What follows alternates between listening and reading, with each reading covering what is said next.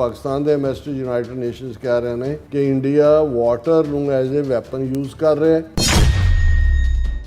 ਨਤੀਜੇ ਦੇ ਤੌਰ ਦੇ ਉੱਤੇ ਅਨਪ੍ਰੈਸੀਡੈਂਟਡ ਕ੍ਰਾਈਸਿਸ ਹੈ ਪਾਕਿਸਤਾਨ ਦੇ ਵਿੱਚ। ਇੱਥੇ ਗੱਲ ਇਕੱਲੇ ਪਾਕਿਸਤਾਨ ਦੇ ਪਾਣੀਆਂ ਦੀ ਨਹੀਂ ਹੈ, ਸਿੱਖਾਂ ਲਈ ਵੀ ਇਹ ਬੜਾ ਇੰਪੋਰਟੈਂਟ ਹੈ ਕਿ ਵੀ ਜਿਹੜੇ ਦਰਿਆ ਇੰਡਸ ਵਾਟਰ ਟ੍ਰੀਟੀ ਦੇ ਥੱਲੇ ਸਾਨੂੰ ਮਿਲੇ, ਸਤਲੁਜ, ਬਿਆਸ ਔਰ ਰਾਵੀ, ਉਹਨਾਂ ਦੀ ਕਿਵੇਂ ਇੰਡੀਆ ਨੇ ਲੁੱਟ ਮਚਾਈ। ਮਤਲਬ ਇਹ ਹੈ ਵੀ ਜਿਹੜਾ ਰਹਿ ਗਿਆ ਹੋਇਆ ਹੈ ਉਹਨੂੰ ਵੀ SYL ਕੈਨਾਲ ਬਣਾ ਕੇ ਲੁੱਟਣਾ ਚਾਹੁੰਦੇ ਨੇ। ਸੋ ਇਹ ਇਕੱਲਾ ਪਾਕਿਸਤਾਨ ਨਾਲ ਨਹੀਂ, ਇਹ ਸਾਡੇ ਲਈ ਵਾਈਟਲ ਇਸ਼ੂ ਹੈ ਕਿ ਲੁੱਟ ਸਿਰਫ ਜਾਂ ਜੈਨੋਸਾਈਡ ਬੰਦੇ ਮਾਰਨ ਤੱਕ ਮਹਿਦੂਦ ਨਹੀਂ ਹੁੰਦਾ। ਇਹ ਇਕਨੋਮਿਕਲ ਜੈਨੋਸਾਈਡ ਸਾਡਾ ਵਾਟਰ ਦੇ ਪਾਣੀ ਦੀ ਲੁੱਟ ਦੇ ਨਾਲ ਵੀ ਇਹਨਾਂ ਸਾਰੀਆਂ ਜਿਹੜੀਆਂ ਦਹਾਈਆਂ ਦੇ ਵਿੱਚ ਹੋ ਰਿਹਾ।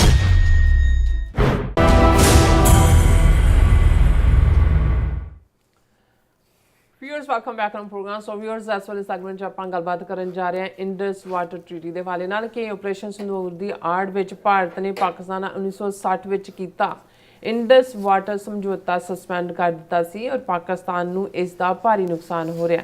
ਸੋ ਇਸ ਮੁੱਦੇ ਨੂੰ ਪਾਕਿਸਤਾਨ ਦੇ UN ਵਿੱਚ ਅੰਬੈਸਡਰ ਨੇ ਬੜੇ ਪ੍ਰਭਾਵਸ਼ਾਲੀ ਢੰਗ ਨਾਲ ਯੂਨਾਈਟਿਡ ਨੇਸ਼ਨਸ ਵਿੱਚ ਉਠਾਇਆ। ਸੋ ਇਸ ਬਾਰੇ ਆਪਾਂ ਗੱਲਬਾਤ ਕਰਨ ਜਾ ਰਹੇ ਹਾਂ। ਸੋ ਅਸੀਂ ਚਾਹਾਂਗੇ ਕਿ ਤੁਸੀਂ ਇਸੇ ਤਰ੍ਹਾਂ ਬਣੇ ਰਹਿਣਾ, ਦੇਖਣ ਸੁਣਨ ਲਈ, ਲਿਖਣ ਲਈ। ਤੁਹਾਡਾ ਸਭ ਦਾ ਬਹੁਤ ਬਹੁਤ ਸ਼ੁਕਰੀਆ ਜੀ। ਡਾਕਟਰ ਸਾਹਿਬ, ਕੀ ਵਿਚਾਰਾਂ ਨੇ? ਦੇਖੋ, 20ਵੀਂ ਸਦੀ ਦੇ ਐਂਡ ਦੇ ਵਿੱਚ ਜਿਹੜੇ ਦੁਨੀਆ ਦੇ ਵਿੱਚ ਇਸ ਫੀਲਡ ਦੇ ਮਾਹਰ ਨੇ, ਉਹਨਾਂ ਨੇ ਜਦੋਂ ਇਹ ਆਪਣਾ ਤੱਤ ਕੱਢਿਆ ਵੀ 21ਵੀਂ ਸਦੀ ਦੇ ਵਿੱਚ ਜਿਹੜੀਆਂ ਜੰਗਾਂ ਨੇ, ਲੜਾਈਆਂ ਨੇ, ਉਹ ਪਾਣੀ ਦੇ ਮੁੱਦੇ ਤੇ ਹੋਣਗੀਆਂ। ਹਾਲਾਂ ਅਸੀਂ ਦੇਖ ਰਹੇ ਹਾਂ ਕਿ ਵੀ ਕਲਾਈਮੇਟ ਦਾ ਮੁੱਦਾ ਔਰ ख़ास ਤੌਰ ਤੇ ਪੋਲਿਊਸ਼ਨ, ਓਜ਼ੋਨ ਲੇਅਰ, ਬਦਲ ਰਹੇ ਮੌਸਮ, ਪਿਘਲ ਰਹੇ ਗਲੇਸ਼ੀਅਰ, ਇਹ ਸਾਰੇ ਇਹਨੂੰ ਵੱਡੇ ਫਰੇਮਵਰਕ ਦੇ ਵਿੱਚ ਜਦੋਂ ਅਸੀਂ ਦੇਖਦੇ ਹਾਂ ਤੇ ਇਸ ਧਰਤੀ ਦੇ ਉੱਤੇ ਮਨੁੱਖ ਜਿਹੜਾ ਕਹਿਣ ਨੂੰ ਤਾਂ ਸਿਕਦਾਰ ਹੈ ਇਸ ਧਰਤੀ ਦਾ, ਲੇਕਿਨ ਸਭ ਤੋਂ ਜ਼ਿਆਦਾ ਜਿਹੜਾ ਨੁਕਸਾਨ ਹੈ ਕਲਾਈਮੇਟ ਦਾ ਔਰ ਦੂਸਰਾ ਉਹ ਕਰ ਰਿਹਾ। ਲੇਕਿਨ ਇਹਦੇ 'ਚ ਵੀ ਕੋਈ ਸ਼ੱਕ ਨਹੀਂ ਹੈ ਕਿ ਇਹਨਾਂ 70-80 ਸਾਲਾਂ 'ਚ ਦੁਨੀਆ ਦੀ ਆਬਾਦੀ 4 ਗੁਣਾ ਵਧੀ ਹੈ। 1930 'ਚ 2 ਬਿਲੀਅਨ ਦੇ ਨੇੜੇ ਤੇੜੇ ਆਬਾਦੀ ਸੀ, ਅੱਜ 8 ਬਿਲੀਅਨ ਨੂੰ ਕ੍ਰਾਸ ਕਰ ਗਈ ਹੈ। ਹਾਲਾਂ ਕੁਝ ਮੁਲਕਾਂ ਦੇ ਵਿੱਚ ਜਿਹੜੀ ਪਾਪੂਲੇਸ਼ਨ ਦਰ ਉਹ ਰੈਗੂਲਰਲੀ ਘਟ ਰਹੀ ਹੈ ਔਰ ਹੋ ਸਕਦਾ ਆਉਣ ਵਾਲੇ 5-10 ਸਾਲ 'ਚ ਜਿਹੜਾ ਰਿਵਰਸ ਗੇਅਰ ਲੱਗੇ, ਜਿਹਨਾਂ 'ਚ ਚਾਈਨਾ, ਜਾਪਾਨ ਜਿਹੜਾ ਔਰ ਉਹ ਬੇਸ਼ੱਕ ਇਨਸੈਂਟਿਵ ਵੀ ਦੇ ਰਹੇ ਨੇ ਬੱਚੇ ਪੈਦਾ ਕਰਨ ਦਾ, ਲੇਕਿਨ ਇਹ ਪਾਰਟ ਜਿਹੜਾ ਇਹ ਇੱਕ ਵੱਖਰੀ ਡਿਬੇਟ ਹੈ। ਲੇਕਿਨ ਇਹਦੇ 'ਚ ਕੋਈ ਸ਼ੱਕ ਨਹੀਂ ਹੈ ਕਿ ਵੀ ਧਰਤੀ ਦਾ 2 ਹਿੱਸੇ ਪਾਣੀ ਹੈ, ਇੱਕ ਹਿੱਸਾ ਧਰਤੀ ਹੈ। ਧਰਤੀ ਹੇਠਲਾ ਪਾਣੀ ਵੀ ਜੇ ਅਸੀਂ ਆਪਣੇ ਪੰਜਾਬ ਦੇ ਹਵਾਲੇ ਨਾਲ ਹੀ ਗੱਲ ਕਰੀਏ ਤੇ 78-80 ਸਾਲ ਪਹਿਲਾਂ ਜਿਹੜਾ ਪਾਣੀ 15 ਫੁੱਟ ਤੋਂ ਵੀ ਘੱਟ, 12 ਤੋਂ 15 ਫੁੱਟ ਦੇ ਉੱਤੇ ਜਿਹੜਾ ਉਹ ਉਛਾਲੇ ਮਾਰਦਾ ਸੀ, ਅੱਜ 300-300 ਫੁੱਟ ਥੱਲੇ ਸਮਰਸੀਬਲ ਪੰਪ ਲਾ ਕੇ ਵੀ ਜਿਹੜਾ ਪਾਣੀ ਹੈ ਨਾ ਉਹ ਪੀਣ ਦੇ ਯੋਗ ਹੈ। ਔਰ ਬਹੁਤਿਆਂ ਨੂੰ ਇਹ ਸ਼ਾਇਦ ਲੱਗਦਾ ਵੀ ਪੀਣ ਲਈ ਸਾਫ਼ ਪਾਣੀ ਚਾਹੀਦਾ ਹੈ। ਫਸਲਾਂ ਨੂੰ ਵੀ ਜੇ ਫਸਲਾਂ ਨੂੰ ਸਾਫ਼ ਪਾਣੀ ਨਾ ਮਿਲੇ ਤੇ ਬਿਮਾਰੀਆਂ ਜਿਹੜੀਆਂ ਅਲਟੀਮੇਟਲੀ ਜੋ ਸਬਜ਼ੀਆਂ ਜਾਂ ਜੋ ਅੰਨ ਔਰ ਦੂਸਰਾ ਹੁੰਦਾ ਉਹਦੇ 'ਚ ਵੀ ਉਹਦਾ ਪ੍ਰਭਾਵ ਹੁੰਦਾ।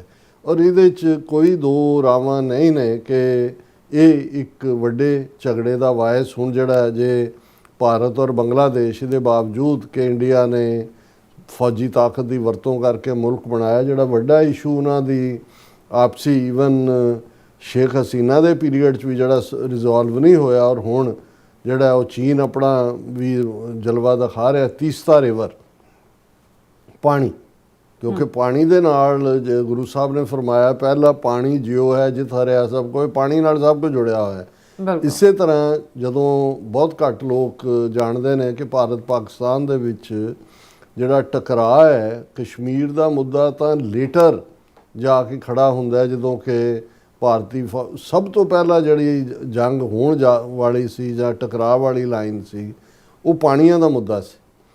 ਕਿਉਂਕਿ ਪਾਕਿਸਤਾਨ ਜਿਹੜਾ ਪਹਿਲਾਂ ਇਸ ਗੱਲ ਦਾ ਧਿਆਨ ਰਹੇ ਕਿ ਸਭ ਤੋਂ ਵੱਡਾ ਦੁਨੀਆ ਦਾ ਕੈਨਾਲ ਸਿਸਟਮ ਬ੍ਰਿਟਿਸ਼ਰਸ ਨੇ 19th ਸੈਂਚੁਰੀ ਐਂਡ ਦੇ ਵਿੱਚ ਪੰਜਾਬ ਦੇ ਵਿੱਚ ਹੀ ਕਾਇਮ ਕੀਤਾ। ਔਰ ਇਹ ਜਦੋਂ ਅਸੀਂ 12 ਦਾ ਜ਼ਿਕਰ ਕਰਦੇ ਹਾਂ ਜਾਂ ਚੱਕਾਂ ਦਾ ਜ਼ਿਕਰ, ਲੈਲਪੁਰ, ਮਿੰਟ ਗੁਮਰੀ ਔਰ ਇਹ ਸਾਰੇ ਇਲਾਕੇ, ਇਹ ਕਿਉਂ ਇਹ ਬਾਹਰ ਸੀ, ਜੰਗਲ ਸੀਗੇ ਕਿਵੇਂ ਇਹ ਦੁਨੀਆ ਦਾ ਵੀਟ ਪ੍ਰੋਡਿਊਸਿੰਗ ਹਿੱਸਿਆਂ 'ਚ ਸਭ ਤੋਂ ਫਰਟੀਲ ਲੈਂਡ ਬਣੀ, ਵਰਜਿਨ ਲੈਂਡ ਸੀ, ਜੰਗਲ ਕੱਟੇ, ਪਾਣੀ।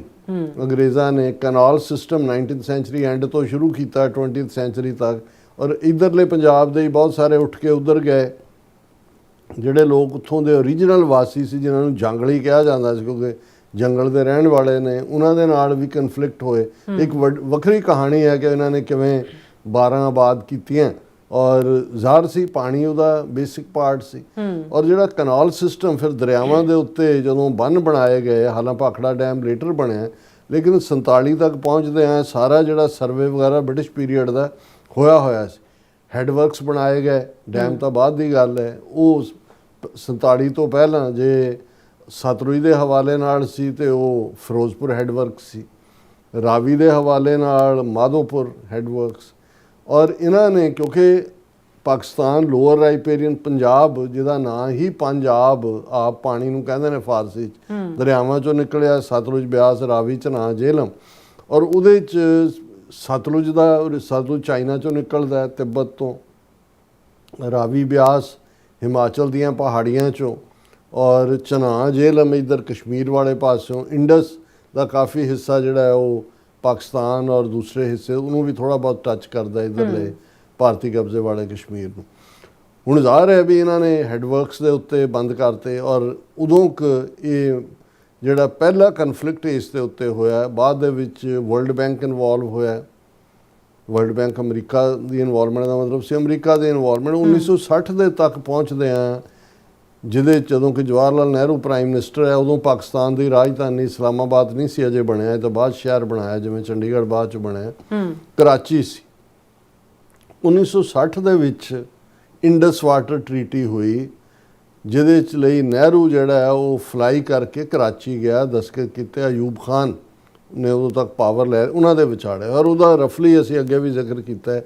ਸਤਲੁਜ, ਬਿਆਸ ਤੇ ਰਾਵੀ, ਇਹ 3 ਦਰਿਆ ਪੰਜਾਬ ਦੇ ਇੱਧਰਲੇ ਦੇ ਮੰਨੇ ਗਏ, ਔਰ ਜਿਹੜਾ ਝਨਾਹ, ਜੇਹਲਮ ਔਰ ਇੰਡਸ ਦਰਿਆ ਪਾਕਿਸਤਾਨ ਦੇ ਮੰਨੇ ਗਏ। ਬਾਕੀ ਉਹਦਾ ਸੀ ਕਿ ਕਿਉਂਕਿ ਝਨਾਹ ਤੇ ਜੇਹਲਮ ਭਾਰਤੀ ਕਬਜ਼ੇ ਵਾਲੇ ਕਸ਼ਮੀਰ 'ਚੋਂ ਨਿਕਲਦੇ ਸੀ, 20% ਵਾਟਰ ਇਰੀਗੇਸ਼ਨ ਔਰ ਦੂਸਰਿਆਂ ਲਈ ਉਹ ਇਸਤੇਮਾਲ ਕਰ ਸਕਦੇ ਸੀ। ਔਰ ਪੰਜਾਬ ਦੇ ਲਈ ਸੀ ਕਿ ਸਤਲੁਜ, ਬਿਆਸ, ਰਾਵੀ ਉਹਦੇ ਅਪਰ ਰਾਈਪੇਰੀਅਨ ਤੇ ਲੋਅਰ ਰਾਈਪੇਰੀਅਨ ਵੀ, ਹਰ ਪਾਣੀ ਦੀ ਬੂੰਦ ਦੇ ਉੱਤੇ ਇੱਧਰਲਾ ਕਬਜ਼ਾ ਸੀ। ਹੁਣ ਇਹ ਵਰਕਆਊਟ ਹੋਇਆ। ਹਾਲਾਂ ਇਹ ਇੱਕ ਡਿਬੇਟ ਸੀ ਕਿ ਜੀ ਇੰਡੀਆ ਨੂੰ ਫਾਇਦਾ ਹੋਇਆ, ਪਰ ਇਹ ਇੱਕ ਦੇਖਣ ਨੂੰ ਫੇਅਰ ਜਿਹਾ ਸਿਸਟਮ ਲੱਗਦਾ ਸੀ, ਔਰ ਇਹ ਵਰਕਆਊਟ ਵੀ ਹੋਇਆ। ਹੁਣ ਜਦੋਂ ਸੋ ਕਾਲਡ ਆਪਰੇਸ਼ਨ ਸੰਦੂਰ ਜਿਹੜਾ ਇਹਨਾਂ ਨੇ ਖੁਦ ਹੀ ਫਾਲਸ ਫਲੈਗ ਆਪਰੇਸ਼ਨ 22 ਅਪ੍ਰੈਲ ਨੂੰ ਪਹਿਲਗਾਮ 'ਚ 27-28 ਬੇਗੁਨਾਹ ਟੂਰਿਸਟ ਨੂੰ ਮਾਰ ਕੇ ਕੀਤਾ, ਉਸ ਤੋਂ ਬਾਅਦ ਉਹਦੇ 'ਚ ਕਿਉਂਕਿ ਕੁੱਟ ਪਈ ਬਹੁਤ ਬੁਰੀ ਤਰ੍ਹਾਂ, ਉਹਦੇ 'ਚ ਇਹਨਾਂ ਨੇ ਇਹ ਕਹਿ ਦਿੱਤਾ ਕਿ ਜੀ ਅਸੀਂ ਹੁਣ ਜਿਹੜੀ ਇੰਡਸ ਵਾਟਰ ਟਰੀਟੀ ਹੈ ਉਹ ਸਸਪੈਂਡ ਕਰ ਰਹੇ ਹਾਂ। ਹਾਲਾਂ ਵਰਲਡ ਬੈਂਕ ਔਰ ਦੋਨੋਂ ਪਾਸੇ ਆਬਜ਼ਰਵਰ ਗਰੁੱਪ ਬੈਠੇ ਹੋਏ ਨੇ, ਉਹਦੇ ਨਾਲ ਕੋਈ ਹੇਰ ਫੇਰ ਨਹੀਂ, ਇਹ ਸਸਪੈਂਡ ਹੋ ਹੀ ਨਹੀਂ ਸਕਦੀ ਟਰੀਟੀ ਇਹ ਗੱਲ ਵਰਲਡ ਬੈਂਕ ਦੇ ਚੇਅਰਮੈਨ ਪ੍ਰੈਜ਼ੀਡੈਂਟ ਅਜੈ ਸਿੰਘ ਬੰਗਾ, ਜਿਹੜੇ ਹੁਣ ਟਰੰਪ ਦੇ ਜਿਹੜਾ ਬੋਰਡ ਆਫ ਪੀਸ ਹੈ ਗਜ਼ਾ, ਉਹਦਾ ਵੀ ਮੈਂਬਰ ਨੇ ਅਜੈ ਸਿੰਘ ਬੰਗਾ, ਉਹਨੇ ਵੀ ਕਲੀਅਰਲੀ ਕਿਹਾ ਕਿ ਵੀ ਇਹ ਸਸਪੈਂਡ ਨਹੀਂ ਹੋ ਸਕਦੀ। ਲੇਕਿਨ ਇਹਨਾਂ ਨੇ ਨਾ ਸਿਰਫ, ਔਰ ਉਹਦੇ ਥੱਲੇ ਫਿਰ ਜਿਹੜਾ ਇਹ ਟਰੀਟੀ ਦੇ ਥੱਲੇ ਸੀ ਕਿ ਉਹਦੇ 'ਚ ਕੀ ਤਬਦੀਲੀਆਂ ਹੋ ਰਹੀਆਂ, ਤੁਸੀਂ ਡਾਟਾ ਦੇਣਾ ਹੈ, ਤੁਸੀਂ ਇੰਨਾ ਪਾਣੀ ਇਸਤੇਮਾਲ ਕਰ ਸਕਦੇ ਹੋ, ਕੋਈ ਬੈਰਾਜ ਨਹੀਂ ਵੱਡਾ ਬਣਾ ਸਕਦੇ, ਕੋਈ ਦੂਜਾ ਨਹੀਂ, ਔਰ ਉਹਦੀ ਆਰਬਿਟ੍ਰੇਸ਼ਨ ਦੇ ਲਈ ਵਰਲਡ ਲੈਵਲ ਦਾ ਜਿਹੜੀ ਹੈ ਟ੍ਰਿਬਿਊਨਲ ਹੈ, ਔਰ ਉਹਦੇ 'ਚ ਪਾਕਿਸਤਾਨ 1-2 ਵਾਰ ਕੇਸ ਲੈ ਕੇ ਗਿਆ ਇਸ ਤੋਂ ਪਹਿਲਾਂ, ਔਰ ਉਹਨਾਂ ਨੇ ਆਪਣਾ ਫੈਸਲਾ ਸੁਣਾਇਆ। ਹੁਣ ਜਦੋਂ ਦਾ ਇਹਨਾਂ ਨੇ ਸਸਪੈਂਡ ਕੀਤਾ ਜਾਂ ਦੂਜਾ, ਕਿਉਂਕਿ ਪਾਕਿਸਤਾਨ ਵੱਲੋਂ ਵੀ ਕੋਈ ਬਹੁਤੀ ਬਰੀਫਿੰਗ ਤਾਂ ਹੁੰਦੀ ਨਹੀਂ ਕਿ ਵੀ ਪਾਣੀਆਂ ਦਾ ਇਸ਼ੂ ਕੀ ਹੈ, ਇਹ ਖਬਰ ਜਿਹੜੀ ਕਿ ਇੰਟਰਨੈਸ਼ਨਲ ਮੀਡੀਆ 'ਚ ਵੀ ਲੱਗੀ ਔਰ ਇੰਡੀਆ ਦੇ ਟ੍ਰਿਬਿਊਨ ਨੇ ਲਾਈ ਕਿ ਜਿਹੜੇ ਪਾਕਿਸਤਾਨ ਦੇ ਐਂਬੈਸਡਰ ਨੇ, ਹਾਲਾਂਕਿ ਐਕਟਿੰਗ ਐਂਬੈਸਡਰ ਨੇ UN ਦੇ ਵਿੱਚ, ਉਸਮਾਨ ਜਾਦੂਨ, ਉਹਨਾਂ ਨੇ ਇੱਕ UN ਦੇ ਵਿੱਚ global water bankruptcy policy round table ਸੀ, ਉਹਦੇ 'ਚ ਬੋਲਦਿਆਂ ਉਹਨਾਂ ਨੇ ਕਿਹਾ ਕਿ ਭਾਈ ਇਹ, ਔਰ ਹੈਡਲਾਈਨ ਹੈ ਖਬਰ ਦੀ, Indus water treaty suspension created unprecedented crisis ਪਾਕ ਐਨਵਾਏ ਇਨ UN। ਅਨਪ੍ਰੈਸੀਡੈਂਟ ਕਿ ਇਸ ਕਿਸਮ ਦਾ ਕ੍ਰਾਈਸਿਸ ਪਾਕਿਸਤਾਨ 'ਚ ਵਾਟਰ ਨੂੰ ਲੈ ਕੇ ਪਹਿਲਾਂ ਨਹੀਂ ਹੋਇਆ। ਜਦੋਂ ਦਾ ਇਸ ਟ੍ਰੀਟੀ ਨੂੰ ਸਸਪੈਂਡ ਕੀਤਾ ਗਿਆ ਅੱਛਾ ਔਰ ਇਹ ਉਹਨਾਂ ਨੇ ਇਹ ਕਿਹਾ ਕਿ ਵੀ ਇਹ ਇੰਡੀਆ ਨੇ ਪਹਿਲਗਾਮ ਟੈਰਰ ਅਟੈਕ ਦੇ ਹਵਾਲੇ ਨਾਲ ਇਹਨੂੰ ਸਸਪੈਂਡ ਕੀਤਾ ਹੈ। ਔਰ ਉਹਨਾਂ ਦੇ ਐਗਜ਼ੈਕਟ ਸ਼ਬਦ ਜਿਹੜੇ ਨੇ ਮਿਸਟਰ ਜਾਦੂਨ ਦੇ, ਹੀ ਕਲੇਮਡ that India's action followed by what he described as disruptions in downstream flows and withholding of hydrological data had created a crisis for Pakistan's water security.